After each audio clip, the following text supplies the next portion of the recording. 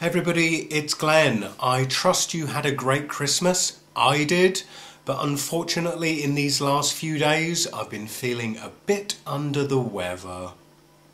I've caught a cold. You may be hearing it still in my voice. I'm on the road to recovery, so don't worry. But I guess this week between Christmas and New Year isn't a particularly bad time to be under the weather, because there's not really much to do, is there? And having a cold hasn't really got in the way of my post-Christmas traditions, such as sleeping a lot, watching movies, eating Christmas candy. But with Christmas done and dusted now, we are heading straight through into 2012. And you may remember, if you watched my last video, I asked you to vote for the top 5 customs that I made in 2011 to enter into the Glenn Webman 69 Hall of Fame.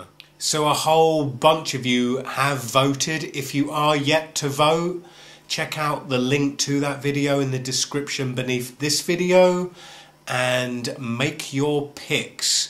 I will say that I have counted the voting so far, and the top 4 are only separated by 10 points between them. It's tight at the top, and the last person who voted did in fact change the order of the top 5. So if you want to see your favourite custom from me in my Hall of Fame for 2011, vote now. That said, all this talk of top 5 has given me a fever for figures, and I have compiled my top 5 figures for 2011. Now, these aren't my custom figures, these are figures by the various toy companies that we hate and love equally. So first up, number 5 for my top 5 figures of 2011 is Loki. So Loki here is by Hasbro. He's from the Walmart exclusive series of action figures, and I've been really quite impressed with him. I have dogged Hasbro so much these last few years because in my opinion they have really dropped the ball when it comes to Marvel Legends. But with Marvel Legends returning in 2012, by the look of Loki here, I am feeling a whole lot more positive about their output than I have done previously. There's some really decent sculpting going on here, and I admit some of the articulation is lacking here, as is the paint detailing, and in these photos you'll see I have given my Loki a custom paint job just to make him pop that little bit more. But really it's no big paint job, and it is only to just highlight what is otherwise a very decent sculpt. You can tell holding it that it was sculpted by someone who enjoyed sculpting it, and in a lot of cases with Hasbro you don't see that very much. They're kind of very much, the sculpts are kind of ticking a box and paying a mortgage. But this has given me high hopes for Marvel Legends in 2012, and my challenge to Hasbro is, a year from now when I sit down recording this video, I want to see at least 2 Marvel Legends figures in this list for 2012. I'm not that impressed with the character selections for their first 2 series, but the works in progress they showed for the 3rd wave at New York Comic Con, I'm pretty excited about. The Jim Lee, Jean Grey, hyped for that. They showed the work in progress head sculpt for the comic book Blade, which I am so excited about. I could wet myself, I'm a big Blade fan. And the Strife figure, how cool was that? So hopefully when those see the light of day in 2012, hopefully they will meet up to my expectation. So the number 4 slot in my top 5 action figures of 2011 is Macho Man Randy Savage. Oh yeah! Here's a WWE Legends figure sculpted by Mattel, And again, a great looking figure. I mean, these are my top 5 picks, so they're all going to be great sculpts guaranteed. What I was so pleased about in having this Macho Man Randy Savage is that Jakks went through umpteen waves of classic superstars and never could quite get to secure the likeness of Macho Man Randy Savage. So when Mattel got the WWE action figure license, all credit to them for securing Macho Man to a commitment in action figure form. And of course, sadly, this year in May, Randy Savage did pass away, so the action figures that Mattel have put out have been a big tribute to him, really. And being a WWE Legends figure, it features all the elite style articulation. It's the most articulated action figure you can get on the market, and the likeness is pretty good. Now WWE Legends in 2012 has switched to an online exclusive on Matty Collector, and in December of 2012 we will be getting Miss Elizabeth.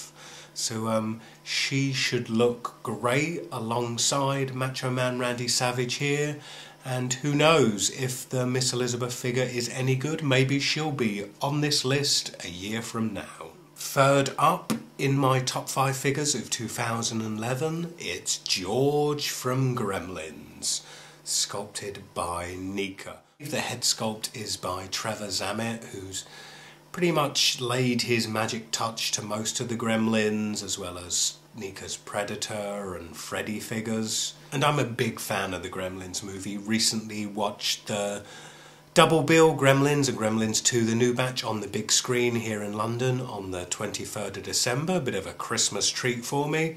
And I mean, it's hard to pick a favourite from the Gremlins action figures because they've all just been amazing. But George here is just that tiny notch above the others, and I think it's in the head likeness. There's just so much character to the face.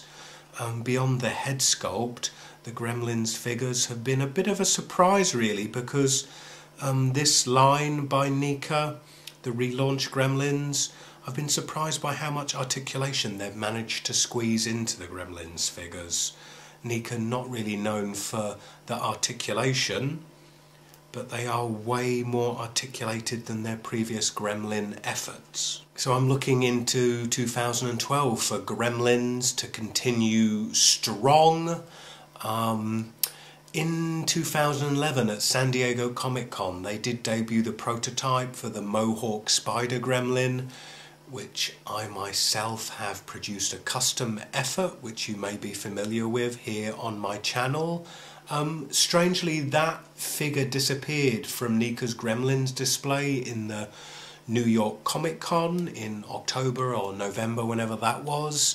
I have heard rumours that they're having trouble bringing in the costing of that figure at a price that would be affordable to the consumer, but hopefully, fingers crossed, if Gremlins continues to be the success it seems to be, hopefully Nika will bring that Gremlins Mohawk Spider hybrid to mass market. If they do, I will be over the moon, and if it looks as good as the prototype, it could be a dead cert for the #1 figure of 2012. Only time will tell. Time for the second figure of my top 5 action figures of 2011, and it's the Juggernaut, bitch. What a great figure, Marvel Select, sculpted by the Gentle Giant Studios. If you don't have this figure, it's a must-have of 2011. Came out in January of this year, so only really just squeezed its way into 2011's output, and it's such a great looking figure, and it's so solid, it's heavy. You could break a window with this, or somebody's face with this. Like I said with the Gremlins, the sculpt aside, Marvel Select have upped their game on the articulation. Admittedly, it's never going to be as articulated as a Marvel Legends figure, say, but they have given us more articulation than they have done previously. And I know a lot of the ACBA guys are a big fan of the Marvel Legends Juggernaut. Personally, I felt the proportions of that figure were a bit off. He was a bit too stocky for his height, very squat. The arms were overlong.